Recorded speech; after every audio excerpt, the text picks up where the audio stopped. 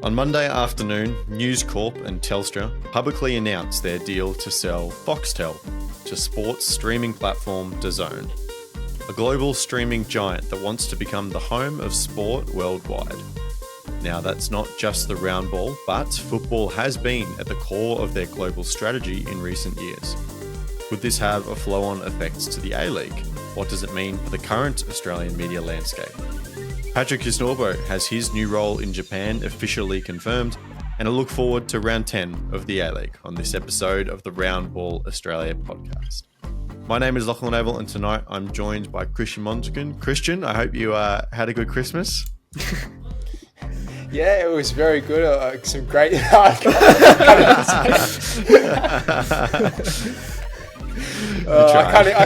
can't even make it up. It's redo it.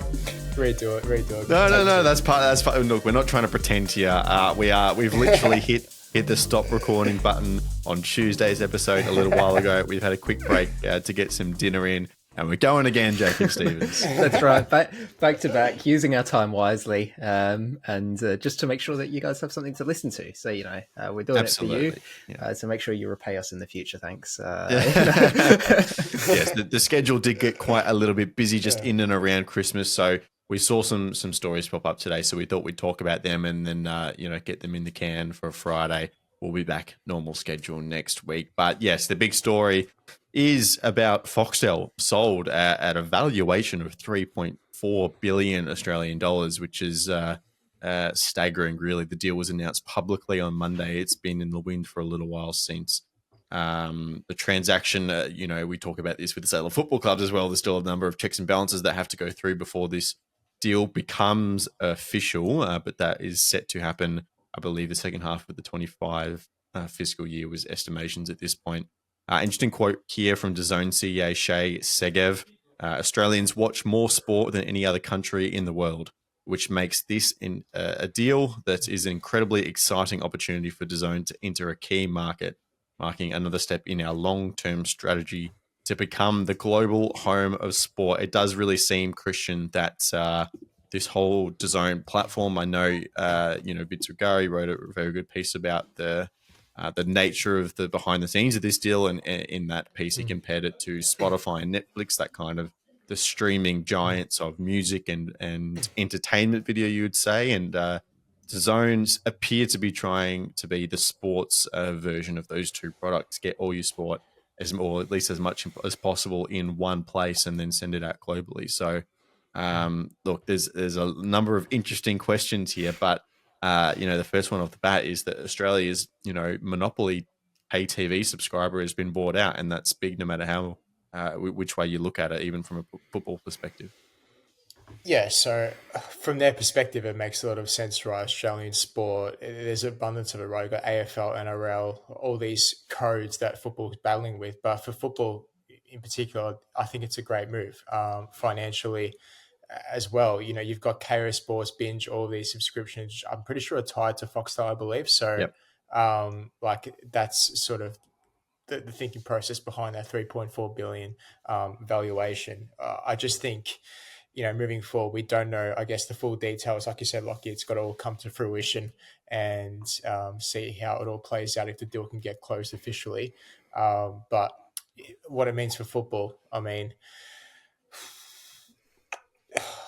it's just, I really don't have any words at the moment, to be honest. Like, I was trying to do a bit of research here and there to see, like, the benefits of it moving forward for football, but like in the end, we saw Foxtel, that deal, it was beneficial for football, wasn't it? Like for, what was it, over a decade, 10, 15 years. I mean, I think it really served the A-League well for the long term. I mean, it does in this platform here, it's lured a lot of sports, particularly football. They've really tapped into that market. I know, like Serie A, for example, like a league that I follow closely, they've been on that as well. They have sideline reporters. They've got like a full analysis. They've got other leagues around. I'm pretty sure La Liga, the women's game, they've invested heavily in as well in terms of the European Women's League.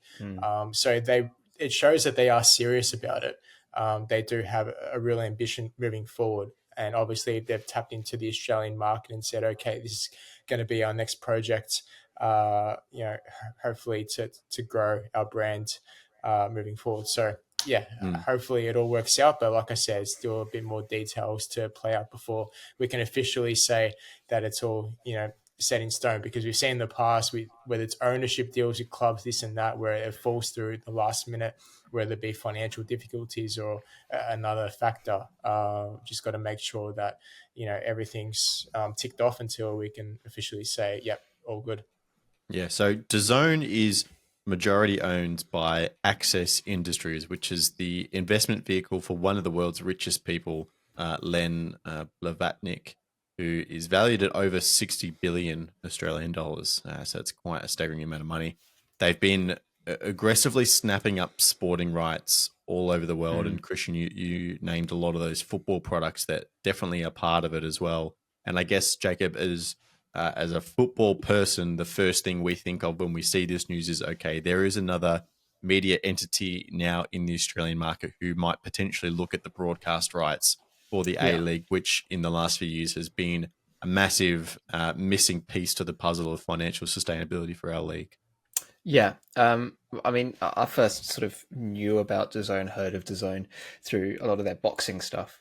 So I do enjoy watching boxing, and they're one of the principal online streaming services for it. Obviously, each country has its own distributor, but a lot of the online stuff is done through DAZN. So I sort of knew of them quite a few years back now because of that. And yeah, in recent years, it's been them turning the dial up, and they've become sort of just a global giant in a lot of sports. And yes, they've got a lot of football products on there, but you've got everything from combat sports, football. They do motorsport stuff. Like, they've got just everything that you can think of. And I actually think that speaks volumes then about the Australian market, right? Is that you've got this global giant in DAZN with just a lot of money to throw around, and they feel that the only viable way to get into the Australian market is to outright buy out the News Corp entity. And I think that's a really interesting point that perhaps has flown under the radar a little bit here, is that they didn't actually even back themselves to compete with News Corp in the first place. They're like, we just have to buy them out. That's the only way to do it.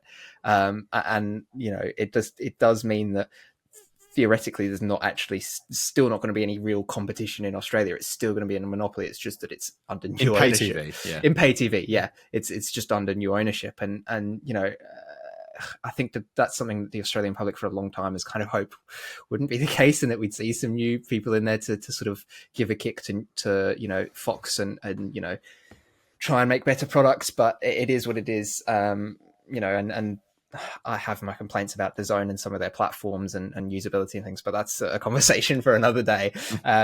In terms of, what does it mean for football here in Australia? Very little, to be honest, because as we know, Foxtel really don't have huge, at least not in the A-League, they don't have a huge stake in it. Does that mean that they're going to show interest in the A-League now moving forwards?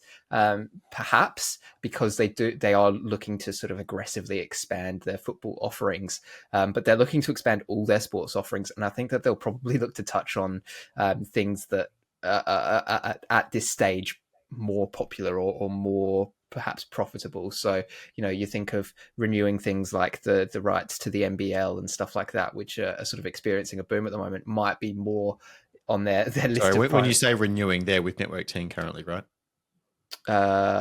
I thought they were still with Fox, or are they with Network 10 now? No, the NBL with number 10, because they got the Sunday slot on 10 Bold, which kicked the A-League game. That's right. Yeah. So then acquiring the rights to the NBL. So things like that where sports are perhaps a little bit more profitable, there I might be looking towards first. Does it mean that they will renew interest in football? I hope so, because then it does introduce a bit of competition that we're talking about. Because one of the things that we've noted is that it does seem like interest is dropping off from broadcasters in terms of especially the A-League and what's on offer there. But even recently, the deal that was struck with the national teams, I believe it was only the one offer that came there through. were a few other entities that I think the quote was like explored opportunities, but no, not serious competition. So, hopefully it does mean that there's sort of a little bit more at play. But I mean, there's so many question marks. I think, Christian, you touched on it quite nicely there in terms of, we just can't say for sure what it's going to look like, because we don't know entirely the intent of this company in terms of what they want to do here in Australia. They've acquired literally all of the pay TV, the commercial pay TV in Australia. There is so many possibilities that they can do with it and make so much money from it. So, yes, they're primarily a sports service first and foremost, but perhaps this is them branching into something different and looking at, you don't think so? I don't know. No, I think they're looking at Foxtel because of the rights that Foxtel holds. So they have AFL and cricket, for another like 5-6 years, something like that. I believe the NRL expires in 2027, so that's going to be a deal that is on the table soon. Well, straight away you have Australia's 3 most popular sports wrapped up in a nice little bow. And that's the reason why you could establish yourself as a new player and pick up some rights, or you could acquire Foxtel, which already has those rights. So I think the entertainment side of it, and you look at a platform like Binge, I don't really see where their interest would be. Obviously, they come part of the deal, so they could sell it off, they could give it to someone else, have someone else operate it. That's completely fine. Looking at KO, which is the sports streaming service that Foxtel offers. Personally, I'd be surprised if that existed in 2 years' time. Why would that content not just simply be on the DAZN platform? Or maybe they run it under the KO name in an Australian market, who knows, and then put it on DAZN internationally. So they are a sport company. I'd be extremely surprised if the entertainment played a very big factor at all. But I want to also touch on your point, and I'll throw it back to you about pay TV and the whole idea of monopolizing pay TV. It's worth noting that part of the story of Foxtel over the last decade is the set-top box model, which they were so profitable with for so long, is in significant decline, right? As the world looked to Netflix and other related services, Disney Plus, you could list off 1,000 examples, right? For streaming, Foxtel was slow to adapt. And so that's where KO and that's where Binge comes from, right? And so... sport is clearly following finally suit in terms of the rest of the media world. We've just seen Netflix really ramp up their efforts in terms of live sport production. The Jake Paul versus Mike Tyson fight was the first big sport production they did. They've got, I'm sure a lot of Australian sporting fans would have seen it. They got the NFL on Boxing Day this year. That's another step up for them. So, sport streaming is coming. The production has been lagging behind a little bit, but it is coming. And so I think, regardless of just the football attitude to this, Jacob, like there is big implications for the future of sports media in general with this deal. Yeah, I do agree with that. And it also, like you mentioned, obviously they're acquiring the rights that Foxtel held, but what they won't necessarily inherit is the relationships that Foxtel had with other international. I guess it depends with the personnel if they keep on. I know that Fox keep one spot on the board of directors, I believe, with their minority share that they'll have. The DAZN, yeah. So choose wisely there. Make sure you get somebody on who can keep those relationships going. But that's something that obviously they're going to have to make sure that they maintain as well, because that's been one of the big benefits, is that Fox has had such a massive reach globally that obviously DAZN do have as well, but in a different way. And that Fox it's with different media organizations themselves, and they have a finger in every pie basically. Whereas with DAZN, it's the individual rights for different sports. So where they've done that really well, perhaps it is a case of they can sort of see how Foxtel have done things, and they go, ooh, that's actually really smart, because it means that they're not necessarily taking on the responsibility for absolutely everything that's going on. They're also working with other organizations to produce this content and then acquire it from there, if that makes sense. So it's sports streaming, you're right, it just makes sense, right? Like for convenience sake, to just pull up your phone and just put it on an app and it's there. Like, it makes sense.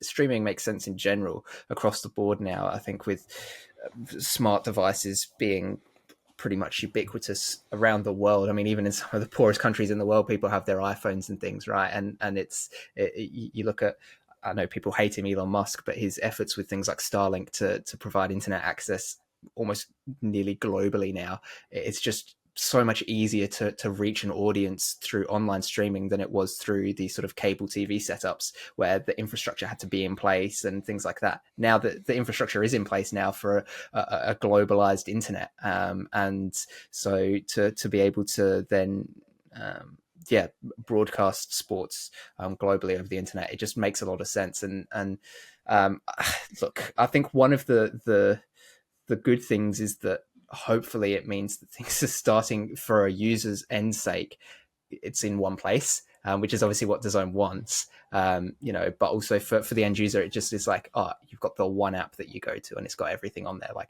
for ease of use, it's brilliant. And that's one thing that you always hear from people is, oh, there's so many streaming platforms now. Yep. I have to subscribe to 6-7 different ones of them to keep up with the TV shows or movies that I want to watch. And while that's annoying, it's also a good thing, because it does mean that things aren't monopolized, which is what we obviously experienced here with Foxtel for pay TV. It was that or nothing, and at least with streaming services, there is that competition. So that is still, in my mind, a little bit of, I can understand their goal. And obviously for them, the profit margins of being the sports place is huge. And for the end user, it makes a lot of sense. But in between that, it means that there's no competition. So when the product gets stale, or Prices go up, raise the prices, whatever, it becomes more difficult to break away from that. So it's definitely an interesting point that this sort of thing brings, right? Is that everybody wants easy, accessible, but then you have to pay for that at the end of the day, and it's not necessarily going to be cheap. So I think it's a very good point. We talk about the fragmentation of streaming markets a lot, and how many subscriptions you have to have to keep up with different football. I think what may go under the radar a little bit here is, Christian, not only DAZN have just spent $1 billion to pick up the FIFA Club World Cup rights. Like, that's a big football product, and there's a number of others that you listed before. So to have all the football in one place would be really cool. Obviously not all the football, but a lot of it. But I think something that's underrated is that all of a sudden you have all of the Australian sports in one place as well. We talk about not being able to reach the average Australian sporting fan. Well, if you've got cricket, rugby league, and AFL all playing on KO, well, then you can chalk off any kind of natural I'll see what's on 10 Bold on Sunday or Saturday and find the football. Well, if people are actually going through KO to watch the test match highlights or whatever, all of a sudden, if it's on DAZN, they're going to be seeing some A-League games there as well. And I think that's been one of the problems in the A-League in past seasons. It's the promotional aspect, it's the marketing. We keep harping on about it, but if that is to be the case, to have all those sports in one platform, then it gives the average person who may not be interested in the A-League to say, oh, I might have a look at these highlights, and then maybe for a Melbourne derby or a Sydney derby, for example, and see the atmosphere, they might enjoy and say, okay, I might want to go to a game. And that's how you slowly but surely build up the interest and you attract those new fans. That's just a great way of doing so. Definitely agree that can be one way forward in terms of an avenue to, I guess, broaden the horizons and bring in new people to to support the league. But I think you've got to be careful at the same time. Jacob said it really well there before, how you want that competition at the same time, right? Because for factors such as raising prices. I know heaps of people, like on social media and like on Facebook, for example, in the comments when Stan Sport got the rights for the Champions League, the complaints about they've got to pay a separate subscription for the sports, and then you've got to pay another one to stream movies and all that other stuff as well. So I mean, to have it all in one place is great, but you still want to have that competition as well at the same time. So it is a bit of a juggling act. Jacob, is there any chance that you were just looking up the subscription prices for DAZN? Or I wasn't, no, but what I was looking up was obviously the A-League broadcast rights used to be owned by Foxtel, and I was just looking up to see if I could find any sort of numbers and compare them to what's been reported by Paramount, to see if this idea of having things in this, obviously Foxtel hasn't always had all the sports or anything like that, but they've traditionally held at least one of the sort of big three in cricket, AFL or rugby league, just to sort of see if this idea of having the A-League on the same platform helped the numbers anyway. But I don't think I've got enough time to properly research that, so I'll leave that for another day. I guess, Christian, what would be, I wonder if we can put a number to it. If you had all of Australian sport, so just for let's say the big three plus A-League, right? So you have Test cricket, you got the Big Bash, you got the NRL, you got the AFL, and you have the A-League, and let's say the national teams as well, so the Socceroos and Matildas. And then you have the suite of European football, the Club World Cup, maybe not the World Cups, but then some other top European leagues, minus the Premier League as well. What is a number that's worth paying? Is that like a DAZN, there's lots of pay-per-view models as well, but roughly $30 a month, maybe down to $20 if you pay for a 12-month plan. That seems pretty good value for all those sporting suites, even if it did double to 40 or 50. If it's all in one place, then that would probably be decent value for the average sports fan. I think for the average sports fan, though, the worry will be the increase in prices, maybe to bump it to a $40 or $50 subscription fee. I think reasonably, like you're looking at probably 25 to 35 for that. That would be a great package, though, to get all those sports in one. You see KO Sports, they've got different subscriptions now. Currently, they've got like $25 for like a standard, and it's $35 a premium. You get an extra sort of few things added in the package. And I believe there's another one on top of that as well. So there could be a scenario where they can purchase different packages like that, perhaps. But standard, yeah, you'd hope it's around the 25, 35 mark. Anything more would be a bit too expensive, and it's like not like we're living in a cost of living crisis or anything. I think the thing is, Lockie, that people like say your AFL fans or your NRL fans will be going, why should we have to pay more to watch the sport when all they've done is just add a bunch of other sports we don't care about to it? It's like, sure. We just want our sport. We want to just pay for our sport. So maybe it's this flexibility. You mentioned they're different packages, Christian. Maybe if they do have it all in the one place, they can offer that flexibility of here's an AFL package for, a slightly lower amount. Here's a football package for this amount. Here's something, or you can have all of it for the higher price. Wait, so what do you think it should be, Lockie? Look, I just think if you are packaging all those things together, and again, I guess it depends on your level of interest of the different sports, but for someone who watches, I'm a Victorian, so I prefer AFL over NRL, but I will watch all three of those sports.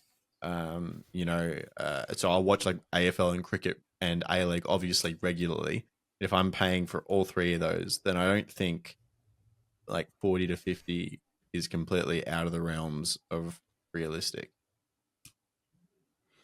Yeah, I guess. I mean, that's what I'm saying. Is like, what's the average person's interest in all of the sports and versus just one particular one or a couple of them? And, you've got to remember plus, as well, plus the European suite and the odd extra sporting event one off as well. You've got to remember as well, some of the games with AFL and NRL and the cricket as well, they're going to be broadcast on free to wear. So I mean, if you're really eager to get that subscription, for a streaming service, if you want to watch all the games, then fair enough. But you might get the average person who's just interested in the primetime games, the Saturday night AFL game or an NRL Sunday night game, for example, and they might not be inclined to purchase a $40, $50 package. That's why I think they might reduce the price to around, I don't know, 25, 35. I think you're sort of going in a bit too much. You might be risking losing a few more customers. Whereas if you've got it all in one place, I'm sure a reasonable price, if you can set it at that, then I'm sure you can attract a lot more customers. I don't know, that's just been my marketing strategy behind it.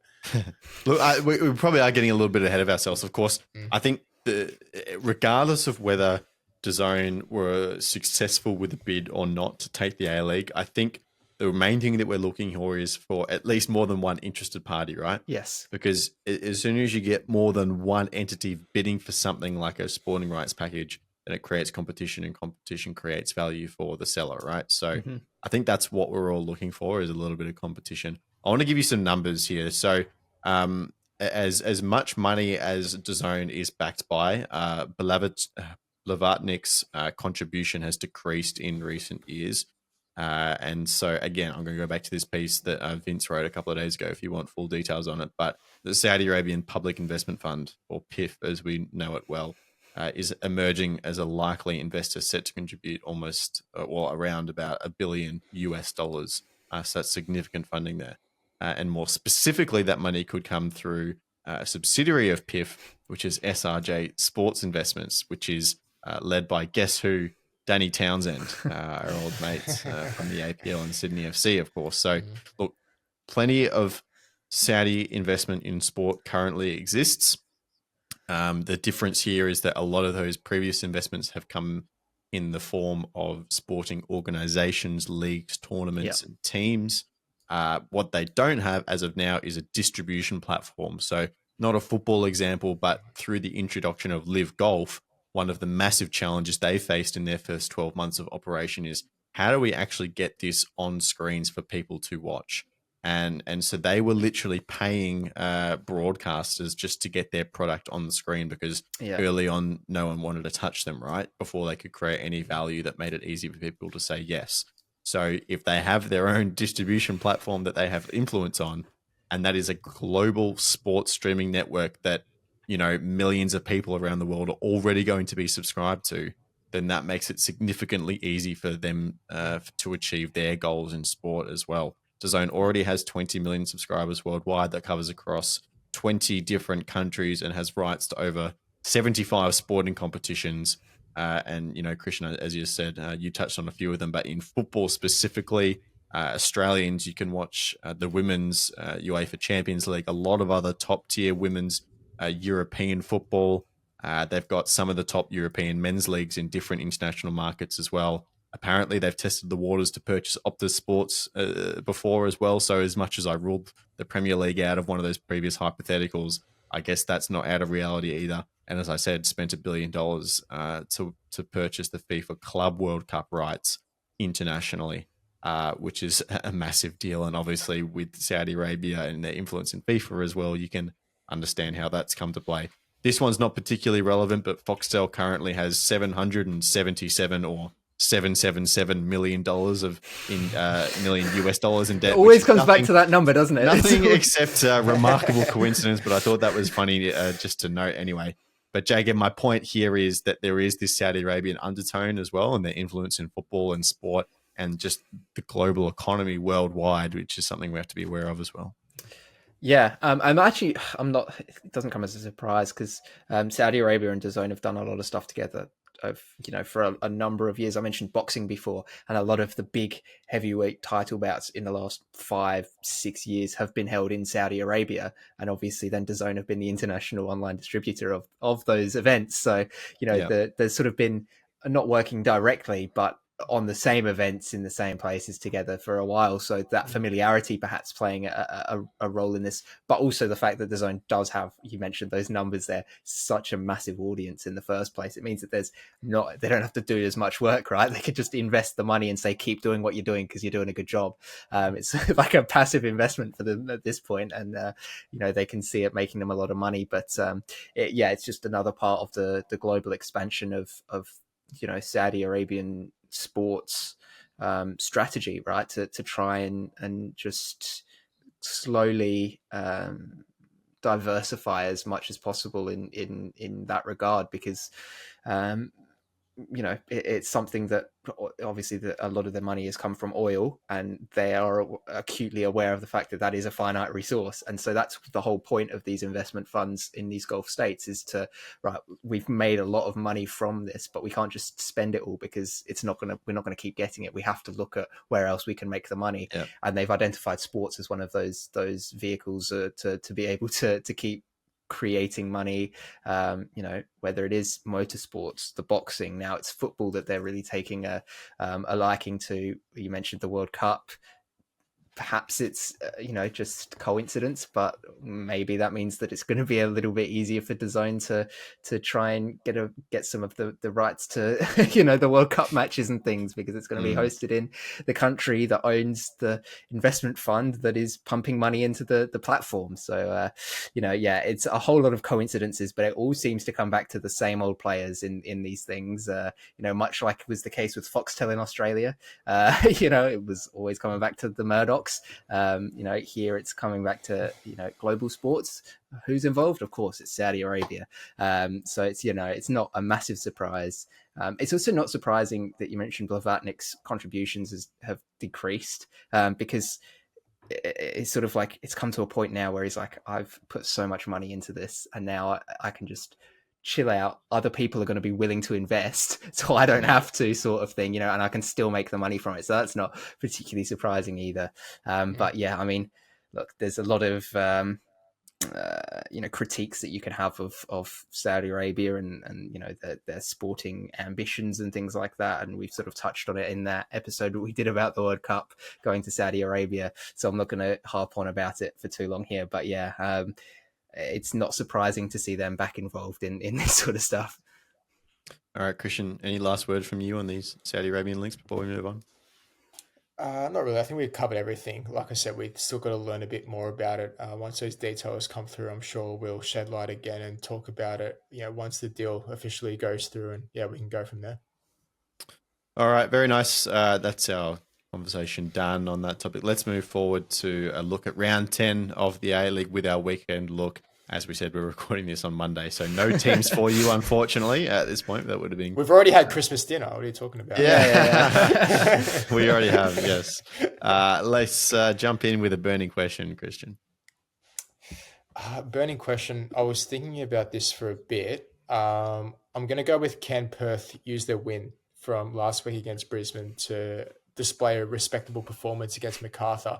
I don't know. It's a bit sort of far-fetched because I don't think they're going to get a result from this game, as my prediction in the predictions game said. But I think maybe, I don't know, like you just want to see progress and improvement, right? Like if they lose by 1 or 2 goals as opposed to their 6-1 drubbing in round 1, like you just want to see these slight improvements. And I know they've been hampered by a few injuries, and he's really just had to really change his tactics and change his setup and the team, which is fair enough. You've got to give him that to be fair to him. But at home, you want to just see a better performance, right? That game against Newcastle a couple of weeks ago just wasn't up to standard, and I just fear a similar result or performance might happen. But yeah, against the Macarthur side, who I don't know the live score right now with the Mariners, but a side who are struggling a bit, it's an opportunity it's 1-1. It's 1-1 still.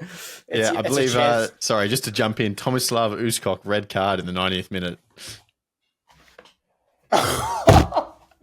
Really? No way. Yeah. My prediction. You still need one more. Quiet down. Yeah, but I'd have gotten half, which, that puts me in the conversation for one. To be fair, Jacob would have got one if... Yeah, that's stiff. But anyway, yeah, I think, that's my burning question. Can Perth, I guess, back up their win from last week? Jacob, do you need a breather? Do you need to just take a I'll just jump into this because mine, unlike Christian, I didn't have to think long about my burning question because it's Auckland. Can they bounce back from their first loss? Yeah. It's the first time we've seen them really tested this season, and it was an absolute drubbing as well. Obviously, they've not got Dan Hoolin. He's out for like 2 to 3 months with his broken ankle. That's a huge part of their squad, and we saw them play Callan Elliott on the right and then move Hiroki Sakai centrally. Didn't really quite work out for them. So, have they been able to learn from that? Are there adjustments they're going to make? What are they going to do to get back to the form that they had to start the season? Because I don't think there's any doubting that they're a very, very good side. It's just they've been brought back to earth now, right? And either they can reset from this and go on another insane run again, or it could really mentally defeat them. So it's going to be interesting to see which of those two happens. My burning question is the other side of the South Island. Wellington, are they in a rut? Look, 3 losses in a row is something just hasn't happened to Italiano. Is this a long-term thing? Is this just the team that they are now? Obviously, they took a lot of personnel losses last year. They brought some new people in, but isn't enough to cover for all the really good players they've lost. So, look, I'm with you, Christian. I know you mentioned it earlier as well. I back Italiano to the cows come home, but sometimes these things take time. To the sheep come home. Oh my! Oh dear! You could have at least got it out correctly. Yeah. No. This is what the 3rd recording in a row does to us. All right. Worst case scenario, Christian. Yeah, I've gone Brisbane to defeat Western United. I'm just thinking it as a whole for Brisbane. If they get a win against Western United, that would just be detrimental. Because as a fan of Brisbane, I'd want Zakovic sacked ASAP. To be perfectly honest, I just think he offers very little. And the signs that even from last season, yes, they went on a bit of a bounce back. Those last few games of last season, you start to see a bit of growth brewing. But this season, just for whatever's happened, the time wasting to his comments in press conferences, just to the overall performances on the pitch, if they beat Western United, then it's sort of back to square one. Like, oh, there's hope again, right? Whereas, it might cover the cracks a bit. So yeah, from their point of view, I think it would be disastrous if they get a I win. think it's disastrous for Western as well if they lose to Brisbane. Both ways, yeah. They've just had the high of beating Auckland, and then they lose to the other But side. they've got less pressure though, right? Because we didn't really expect Western United to come into the season to even think about finals football, and now they're in this position. And like I said in the main podcast, this is a team where you can sort of expect those results where, they lost to Brisbane, but at the same time, you could expect it at the same time. They're just one of those teams. Yeah, when I read that on the page, I thought you were going the other way. Like, it's absolutely the worst case scenario for Western as well. Like, they built up such a good run now. These last for both teams, it's worst case. All right. Yeah. Just that, you just got to drop points, Brisbane. You got to do it somehow. Yeah. Jacob? Mine is also talking about dropping points. The Phoenix. Yeah, 3 losses in a row for Chiefy. Dropping more points would be pretty disastrous for them. They've just not been able to get going at all this season, not getting results, things not going their way, whatever it might be. If it's systematic, tactical, if it's the individual players, who knows? But they can ill afford to keep dropping points at the rate that they are. Because they have aspirations as a club, and I know Chiefy has aspirations as the coach to be competitive and be one of the top 4 sides, and go on and make finals and have deep runs and things like that. And you're not going to do that by losing these games continually. So, they need to really turn it around. And I think that it could be starting to spell a little bit of disaster for them if they do keep dropping points like they are at the moment. Yep. My worst case scenario is a bit of a simple one for the neutral. Adelaide United and Western Sydney Wanderers is a 0-0 draw. That game has goals written all over it. I'm pretty sure they're the 2 highest scoring teams in the league. I just want to see goals. It was really good last Friday night, Adelaide Sydney. I want to see another repeat. Plenty of goals in there, please. The red teams, give us goals. Christian, ping from distance. Ping from distance, red card to be shown in the big blue. This would rub Jacob the wrong way because that was his red card prediction last week. But I just think the big blue games are always fiery, right? They always got that flair, that bit of an edge. And I just think this fixture's due a red card. I can't remember the last time there was one, to be honest. So, a bit of tension, I reckon, will boil up to the surface. I don't know which team will get it, but I'll just see. I don't know. I'm just predicting a red card in this game. Jacob? Mine is that there will be no draws in this round. I'm just looking at the fixtures. I mean, really, the one that sort of speaks out to me as being potentially a draw is Adelaide and the Wanderers. Because not Sydney Victory. I think Victory have too much quality to beat for a draw against Sydney. To be honest, it's a possibility, but it's a possibility in every game. I just think that Victory are more likely to win than to draw. But with Adelaide and the Wanderers, it's really the only one that sort of is glaring out at me as going, this could be a draw, but it would be like 4-4 or 5-5 or something ridiculous like that. There'd be a lot of goals. I don't know. Just looking at those fixtures, it seems to me like a full suite of there being results one way or the other. Fair enough. My ping from distance is that Perth get another point.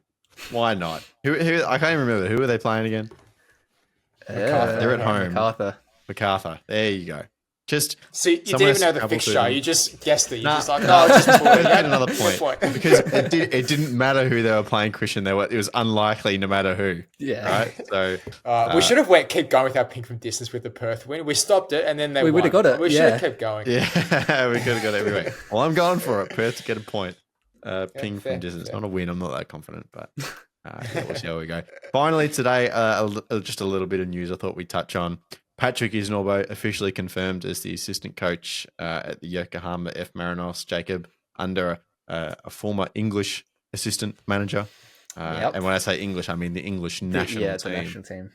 So it definitely is a great learning and professional development opportunity. But still befuddles me.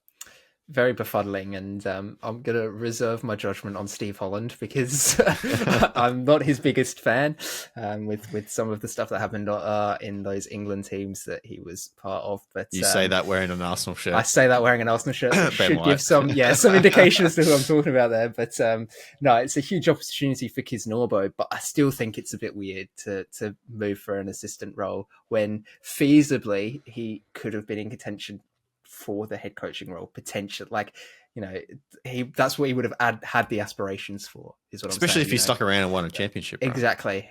So it does seem a bit of a strange move, but maybe he also doesn't have much faith in Steve Holland, and he's like, well, he'll be gone after a couple of months, so then I'll be stepping up into the role anyway. So maybe it's 4D chess by Kisnorbo, but yeah, all he's done is burn bridges here, made a lot of people very angry, and then hopped off for a job that doesn't look much like progression. So it's still a very, very strange move, and even more so now it's been confirmed.